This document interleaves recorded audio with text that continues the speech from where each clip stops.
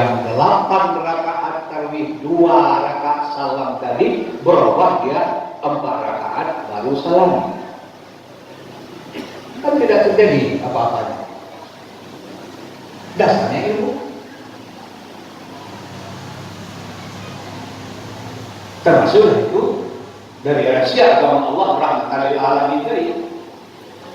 Tapi sadarlah kita, wahai bapak, wahai ibu, yang kita hadir malam hari ini berbagai status.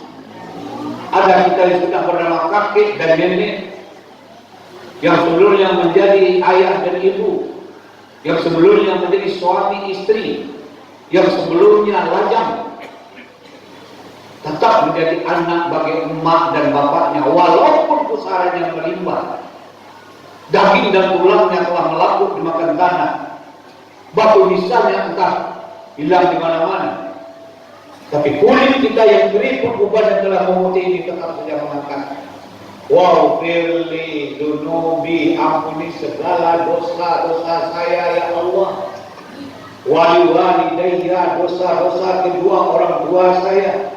Warhamhuma, kasihani mereka. Kama rabbayani shaghira, sebagaimana mereka mengasihi aku waktu kecil dulu. Tapi pernahkah kita berpikir apakah kita dengan anak-anak kita akan sama dengan kita dengan ayah dan ibu kita? Walau alam.